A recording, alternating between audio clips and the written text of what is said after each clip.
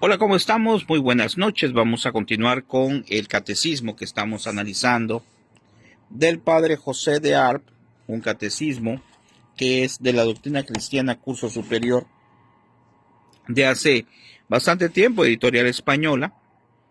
Y pues aquí vamos viendo lo que nos enseña el magisterio de la Iglesia, que pues prácticamente pues es lo mismo que conocemos ahora, solamente algunas cosillas por ahí se habrá un poco adaptado, ¿verdad? Bueno, vamos a invocar al Espíritu Santo como siempre, a pedirle al Espíritu de Dios que nos dé el discernimiento para entender el tema que corresponde al día de hoy, que es sobre la resurrección de Jesucristo, como nos dice el magisterio de la Iglesia y como nos lo dice lo que es el credo que rezamos en la Santa Misa. Y vamos a invocar al Espíritu Santo y decimos: ven Espíritu Santo, llena los corazones de tus fieles y enciende en ellos el fuego de tu amor. Envía, Señor, tu Espíritu y todo será creado y se renovará la faz de la tierra. Ven Espíritu Santo, ven Espíritu de Dios. Bueno, pues seguimos analizando este catecismo que es muy interesante. Y aquí nos dice en la sección 2, Resurrección de Jesucristo, dice: al tercer día resucitó de entre los muertos. Y en la pregunta 205 nos dice: ¿qué hizo nuestro Señor Jesucristo al tercer día de haber muerto? Al tercer día de haber muerto, unió nuestro Señor otra vez su alma con su cuerpo, y por su propia virtud se levantó glorioso e inmortal del sepulcro, como lo había anunciado. Hemos dicho ya muchas veces de la parte humana y la parte divina de Jesucristo, que viene siendo no la misma comparación desde luego, pero como nosotros que tenemos nuestra parte humana y nuestra parte espiritual, claro que Él es distinto completamente, porque Él tiene la parte espiritual, en realidad es una parte divina, es Dios. Pero en el caso de nosotros, ¿qué ocurre cuando nos vayamos a morir? Pues que se separa el alma del cuerpo. Así también se separó, aquí como nos dice, se levantó glorioso después e inmortal. Se separó su alma de su cuerpo, pero después se volvió a integrar, vean qué extraordinario, y eso porque resucitó. Dice: al tercer día, para hacer manifiesto que era verdadero Dios, no quiso Jesucristo dilatar la resurrección hasta el fin del mundo, y asimismo para que creyésemos que era verdadero hombre y que había muerto verdaderamente, no resucitó al instante después que murió, sino al tercer día. Sí, porque pudiera haber pasado, ¿verdad? Que, no sé, pasara mucho tiempo. O al contrario, como aquí dice, que pasara poco tiempo. Y entonces la gente podía decir: entonces no murió. Lo que pasó fue que, pues, se puso grave y parecía que había muerto, pero no murió. A veces nos hemos topado, ¿verdad?, con personas que están en estado de coma y si no son analizadas por un médico, pues la gente puede creer que está muerta y no es así. Pero aquí no fue el caso. Aquí Jesucristo en verdad murió y por eso pasaron 3 días, que son 3 días suficientes para que uno se dé cuenta que la persona está muerta, ¿no? Y nos dice, por eso nos resucitó al instante, porque ese espacio de tiempo parecía bastante para poder probar la verdadera muerte. Dice: por su propia virtud y poder, como la divinidad nunca se apartó del cuerpo en el sepulcro. Vean qué interesante, ¿eh? El alma se apartó, la divinidad no. Es decir, Dios no podía separarse del cuerpo de Jesús. Es algo un poquito complejo de entender. Pero dice: como la divinidad nunca se apartó del cuerpo en el sepulcro, ni del alma que bajó a los infiernos, había virtud así en el cuerpo para tornarse a juntar con el alma, como en el alma para volverse al cuerpo. El mismo Señor lo confirmó también diciendo: yo doy mi vida para tomarla otra vez. O sea, se ofreció, murió, pero lo retoma, ¿verdad? Y dueño soy de darla y dueño de recobrarla. Eso está en San Juan 10:18. Y aunque leamos tal vez en las Sagradas Escrituras que Cristo, nuestro Señor, fue resucitado por el Padre, esto se ha de entender de Él en cuanto a hombre. Pero acuérdense que Él es Dios. Los textos que significa que resucitó por su propia virtud se han de entender de Cristo en cuanto a Dios. Es decir, Él resucitó Resucitó por ser Dios. Resucitó por ayuda del Padre, pero también por mérito propio en cuanto a aspecto divino. Y dice, Jesucristo anunció su resurrección repetidas veces, entre otras, por ejemplo, cuando dijo a los judíos, destruir este templo y yo en 3 días lo reedificaré. Mas él les hablaba del templo de su cuerpo, eso está en San Juan 2, 19, 21. Claro, él hablaba y explicaba las cosas, pero pues la gente de su pueblo a veces no le entendían. Por eso esa vez que dijo Jesús eso, se burlaba y decía, ¿cómo es posible si este templo, porque pensaban que se refería a la iglesia, al templo donde era pues el equivalente a la iglesia, donde estaban los sacerdotes, pues decían ellos, no puede ser, si tardó años en construirte, ¿cómo va a ser posible que este templo lo puedas destruir y después volverlo a construir? Pero como aquí nos dice, Dios se refiere a su cuerpo, ¿verdad? Dice, el milagro de la resurrección es el más grande que obró Jesucristo. Es el fundamento principal de la religión cristiana porque, y así nos lo dice 1 Corintios, a Corintios 15, 14, dice, si Jesucristo no resucitó, vana es nuestra fe. Y eso es una doctrina o es una frase que nos debe de hacer entender precisamente lo que es el poder de Jesús. Por eso en esta parte de la 1 Corintios nos dice, si no hubiera resucitado, vana es nuestra fe. ¿Por qué? Porque el término o la finalidad más grande era esa precisamente, que al final Jesucristo resucitara y con eso demostrara que es Dios. En el 206 nos dice, no conservó Jesucristo en su cuerpo glorioso ninguna señal de su pasión, y dice, sí, Jesucristo conservó en sus manos, pies y costados, o sea, al momento de resucitar, las llagas de los clavos y de la lanza. Por eso pudo decir a Santo Tomás, mete aquí tu dedo en el lugar de los clavos y registra mis manos y trae tu mano y métela en la llaga de mi costado. San Juan 20, 27. Es otra forma también de mostrarle a los apóstoles y mostrarnos a nosotros que efectivamente Jesús resucitó. ¿Por qué? Porque si hubiera resucitado y su cuerpo hubiera estado sin ninguna muestra de ese dolor, de ese sufrimiento, de esa pasión, pues a lo mejor alguien hubiera dudado y hubiera dicho, no, no es Jesús, porque no se ve nada de su cuerpo. Pero no, él regresó con su cuerpo, pero fue un poco distinto porque se nos habla que era un cuerpo glorioso. Es decir, conservaba algunos signos de la pasión y muerte, pero era un cuerpo distinto al que nosotros vemos en los demás, por ser ya resucitado. Dice en 207, ¿por qué conservó Jesucristo las llagas, las sagradas llagas de su pasión? Y dice, las conservó por 3 cosas. Primero, en señal de su triunfo sobre la muerte y el infierno. Segundo, en prueba de haber resucitado con el mismo cuerpo con el que padeció, ¿verdad? Fue el mismo cuerpo. Y tercero, para consolar con la vista de ellas a los justos y avergonzar a los réprobos del día del juicio. Para demostrar plenamente que Él ha resucitado. Y en el 208 dice, ¿cómo sabemos que Jesucristo resucitó verdaderamente? Lo sabemos por el testimonio de los apóstoles y demás discípulos del Señor.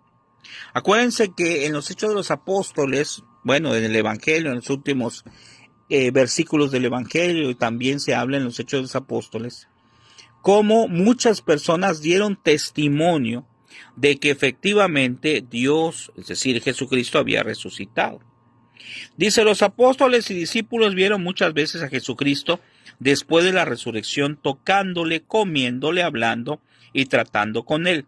Y ellos publicaron después en todas partes la resurrección del Señor, aún delante de los mismos magistrados que le habían condenado a su muerte y cuyo odio y persecución se atraían. Sobornados por los judíos, eso es muy importante, los soldados que guardaban el sepulcro propalaron el rumor, o dieron el rumor, de que mientras ellos estaban durmiendo, Los discípulos de Jesús habían sustraído el cadáver. Esto es falso. Y además nos dice aquí es ridículo, pues, número 1. Si dormían, ¿cómo pudieron ver a los discípulos sustraer el cadáver? Claro, ellos dijeron que estaban durmiendo, pero que los discípulos robaron el cuerpo de Jesús. Y si estaban dormidos, ¿cómo es que lo vieron y cómo es que lo permitieron, no?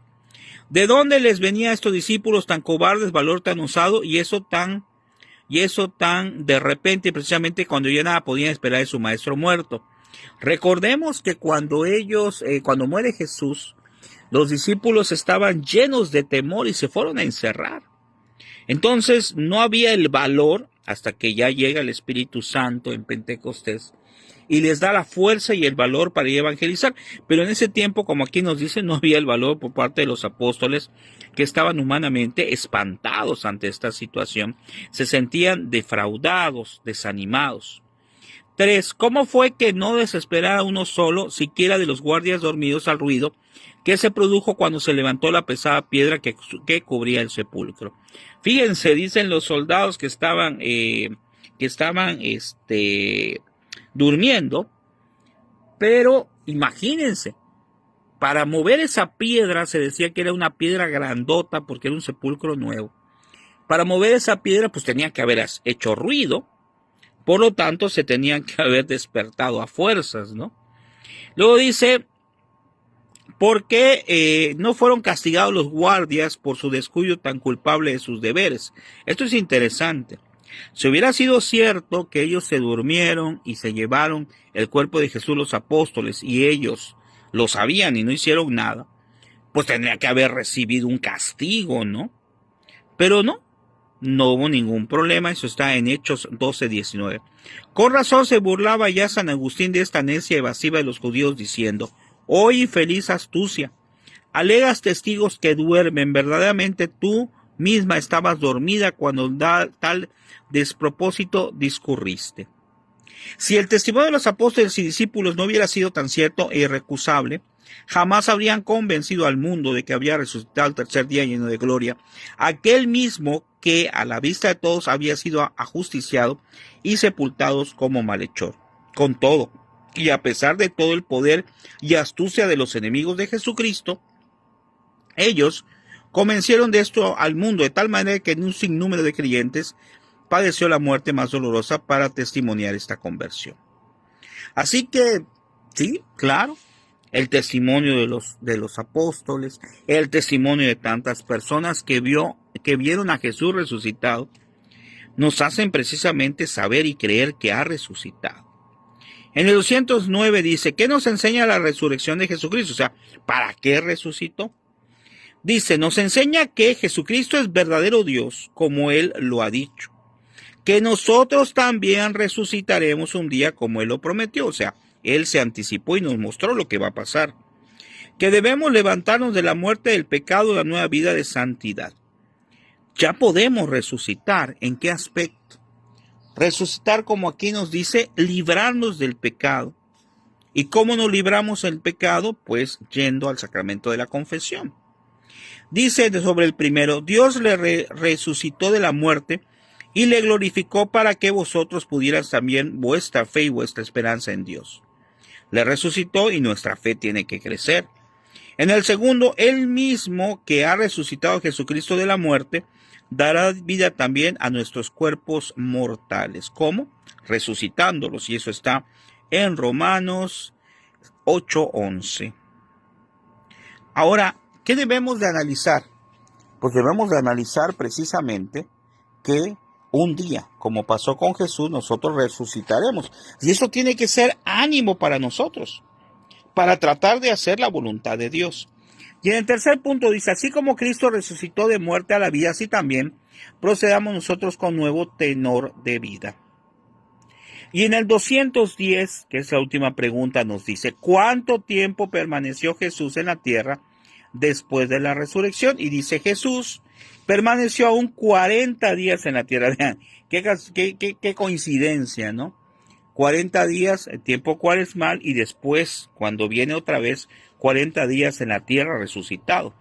Durante las cuales dio a sus apóstoles, en especial a San Pedro, varios poderes, e instrucciones para el bien de la iglesia. Y aquí hay una aplicación práctica sobre este tema que dice: quien todavía duerme el sueño del pecado aún yace sepultado en sus malas costumbres y deleites pecaminosos.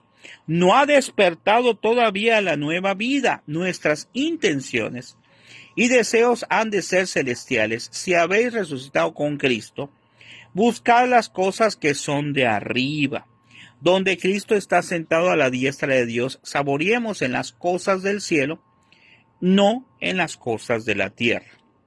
Y esto lo tenemos que tener muy claro en nuestra vida cotidiana, en nuestra vida diaria, porque el mundo nos absorbe. ¿Cómo nos absorbe?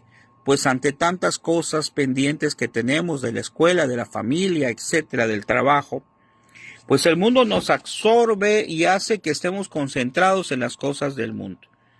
Y que nos olvidemos de rezar y que nos olvidemos de hacer cosas especiales para estar con Dios.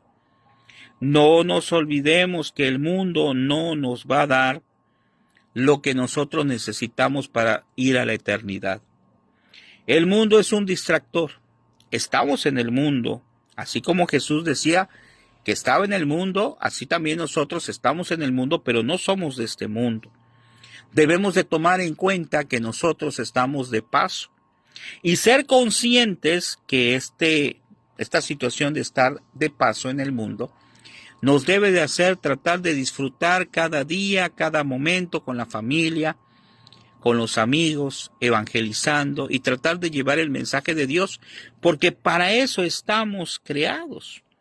Fuimos creados para adorar a Dios y para ayudar al prójimo y al prójimo como a nosotros mismos. Lo redujo precisamente a nuestro Señor Jesucristo, los 10 mandamientos, en 2. A amar a Dios y al prójimo como a ti mismo. Y a su vez, amar a Dios significa cumplir los mandamientos de la iglesia. Por eso todo está perfectamente relacionado. ¿Qué sacamos entonces de aquí? Pues lo único que podemos sacar, creo yo, o una de las cosas, mejor dicho, no lo único, una de las cosas que podemos sacar de este tema es la esperanza. Una de las 3 virtudes teologales: fe, esperanza y caridad. La esperanza de que así como un día Jesús resucitó, así también nosotros resucitaremos. Que incluye también la fe, porque hay que creer que va a pasar. ¿Y cómo vamos a lograr tener esa esperanza y esa fe en la resurrección? Viviendo la caridad para nosotros mismos y para todos los demás. Que el Señor les bendiga, les agradezco su tiempo y seguiremos analizando precisamente este libro, que es muy interesante, y vamos a entrar precisamente a los temas que están relacionados con estos tiempos, precisamente cuando hablemos del infierno, de la muerte, etc. Que el Señor les bendiga, nos vemos mañana, más o menos a las 11 de la noche. Procura compartirlo para gloria de Dios, porque pues la palabra de Dios sin duda alguna les servirá a alguien y a todos. Buenas noches.